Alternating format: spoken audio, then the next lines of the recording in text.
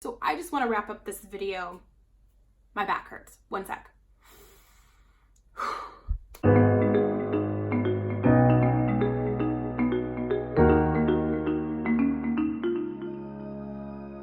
Hi everyone, welcome to or welcome back to my channel.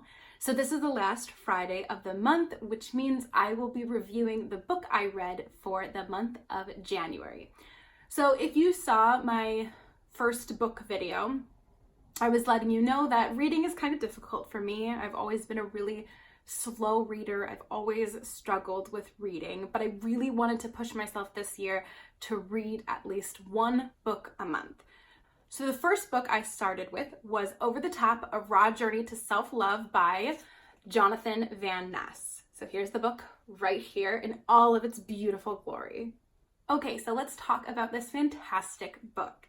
So the first thing I want to mention is that Jonathan Van Ness is a non-binary identifying person, but he does still use he, him pronouns, even though he does not identify as a man. So just in case there's any confusion as to why I'm using he, him pronouns, that's why. All right, so let's talk about it. Okay, so the first thing I want to talk about is just saying I adore Jonathan so much. And one of the first things he mentions in the book is that, people love him, but would you love me if you knew all these other sides to me? And he opens up about all these different sides of him. This book is beautiful. It really, really is. Now, if you are a big JVN fan and you've never read this book, I highly suggest reading it because I feel so much more connected to him than I ever felt before. Now I feel like, wow, like my mind has been opened so much more to this amazing human. Now, I do want to let you know that there are some triggering, sensitive topics in this book, and I want to let you know that before you pick up the book. There are some things that could be triggering to you, and I just want to go over what some of them are. He does talk about childhood sexual abuse. There's drug addiction, sex addiction, mental health, STDs such as HIV talked about, and there are also moments of death that are discussed in this book, and a lot of it does go into detail. Now, there are just also moments of overall pain in this book, and he describes them to you.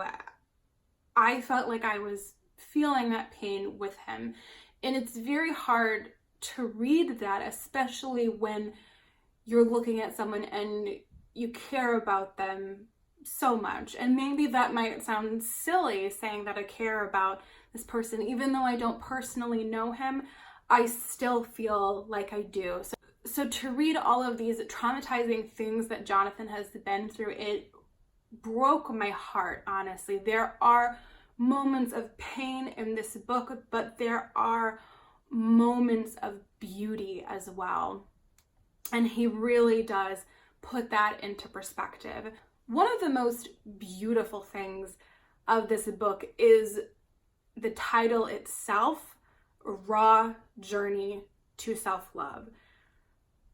Definitely a journey, and Jonathan takes you on that journey with him, and he tells it moment by moment, and he does it in the most Jonathan way possible. I was reading the book in his voice. I couldn't help it. The words, everything, they were all his.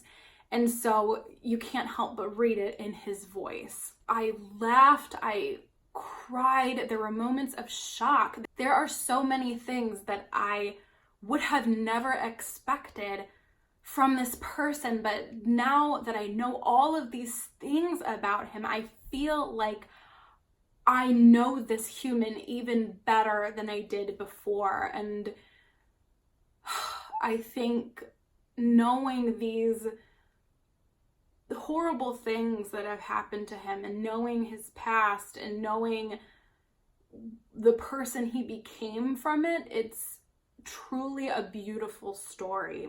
I also really appreciate that in the back of the book, after all the chapters are done, after the epilogue, after the acknowledgments in the book, there's a resource section. So this resource section has contact information. It has paragraphs of what each of these resources are. They have resources such as Planned Parenthood, RAIN, the Trevor Project, and there's many more resources in the back. And I think a lot of people can relate to these things that Jonathan has been through, so that's why he puts all of these resources right there in the back of the book for you. I don't want to give a whole lot away that I read because I want you to be able to read this on your own, but my overall thoughts on the book were, in one word, beautiful. It really was. It was so beautiful. I just want to go up to this amazing human being and give him the biggest hug and just say thank you for always being such an inspiring person, but now being even more inspiring, having endured everything that you have, and you're still this ray of sunshine and positivity. So there are 2 lines that I want to read from the book. The first line is, "At the end of the day, the people we let in our space affect our ability to get to where we want to go. So if they are in the way of realizing your potential, it's okay to disconnect because you must choose yourself. I used to think that was selfish, but really it's just healthy." When I read that line, it was kind of just a breath of fresh air, because you tell yourself that, you know, disconnecting from toxic people is healthy, but there are times you still feel really selfish and really guilty about doing that. But hearing it again from someone that you really look up to, and someone I look up to is Jonathan, so hearing that from him was kind of like more validation that this is okay, that you have to disconnect from people sometimes. I thought that was a beautiful line. Now I just want to read one more line, and I think this one kind of sums up the book for me as a whole. "People are all layered, good and bad, filled with joy and sorrow. The key is being grounded in the relationship you have with yourself. Basing my worth in how I treat myself despite how others treat me has been the key to my success, and I want that for you too." That to me kind of sums up the book and what its purpose is as a whole. This is truly an inspiring tale of an amazing human being. I highly suggest reading this if you are a huge Jonathan fan, or I suggest reading this if you're just kind of feeling down and you do need to hear a story of someone who, despite all of these challenges, came out an amazing human being and believed in himself and loves himself to this day and continues to go through this journey to self-love. I think it is a beautiful story. Highly suggest it. And yeah, so I kind of just want to wrap this video by telling you my overall journey with reading throughout this month. So if you watched my first video, you know, not a good reader, super slow reader. So this was a big challenge for me to read this book throughout the month. I read the first 2 chapters like immediately, and then I put the book down. And then there were times that I would procrastinate and I would be watching TV and I'm just like, I'll watch one more episode of New Girl. And that turned into 5 more episodes. And then I was just too tired and I had to go to bed. Now that happened a lot and continued to happen up until Monday of this week, when I realized I only read 2 chapters of this book and I needed to get this done so I could film this video and put it out for you. And I said I would do it, and I was going to do it, and I did it.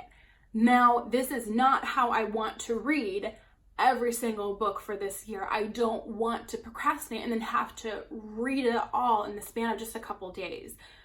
When I started reading it, I could not put it down. Like, I wasn't reading it because I absolutely had to. That was definitely part of it, but I truly couldn't put it down because it was so good. My problem, I think, is just saying, okay, turn off the TV and read now. I just have to do that more often than I was doing this past month. So I will be doing that with the next book for sure. I'll actually write it in my agenda. You have to read this right now. That might make things a little bit easier. All right, well, thank you so much for watching, and I will see you in the next one. Bye.